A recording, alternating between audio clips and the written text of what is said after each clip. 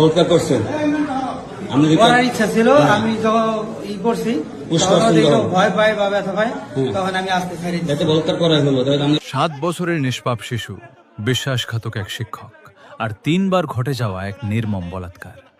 মাদারীপুরে যা ঘটল তা কাঁপিয়ে দেবে বিবেক। মাদারীপুরের শিবচর উপজেলার কুতুবপুর দারুল উলুম কওমি মাদ্রাসায় ঘটে গেছে এই লোমহর্ষক ঘটনা। মাদ্রাসার শিক্ষক মোস্তাক আহমেদের বিরুদ্ধে উঠেছে 7 বছরের এক শিশু শিক্ষার্থীকে 3 বার বলাৎকার করার অভিযোগ। দীর্ঘদিন এই নির্যাতনের কথা কাউকে বলতে পারেনি শিশুটি। শারীরিক যন্ত্রণা আর সহ্য করতে না পেরে অবশেষে মায়ের কাছে খুলে বলে সব কথা।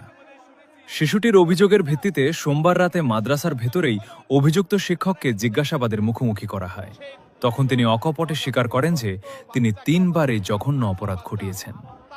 খবর ছড়িয়ে পড়তেই এলাকাবাসীর মধ্যে দেখা দেয় তীব্র ক্ষোভ ও উত্তেজনা। উত্তেজিত জনতা অভিযুক্তকে হাতে নাতে ধরে হস্তান্তর করে শিবচর থানা পুলিশের কাছে। অভিযুক্ত মোস্তাক আহমেদের বাড়ি গোপালগঞ্জ জেলার মুকসুদপুর উপজেলায়। ছাত্ররা আপনি বলাৎকার করছেন, এটা কি সত্য? এটা কি সত্য? আজকে না, আরো 2-3 দিন আগে ওই যখন মাদ্রাসা ছিল তখন আমার ওরকম ইচ্ছা ছিল, কিন্তু যখন আমি দেখছি তো ভয় পাইতেছে বা ই করতেছে তখন আমি এই জিনিসটা বাদ দিচ্ছি। বলাৎকার করছেন আমি করার ইচ্ছা ছিল। আমি যখন ই করছি ভয় পাই বা ব্যথা পাই তখন আমি আস্তে ছেড়ে দিই। বলাৎকার করা হলো আপনি ঢুকেছিলেন, করার চেষ্টা করছেন, করছেন, ব্যথা পাইতে ছেড়ে দিচ্ছেন। জি, আমি তখন ছেড়ে দিচ্ছি। ব্যথা পাইতে ছেড়ে দিচ্ছেন। ঠিক আছে।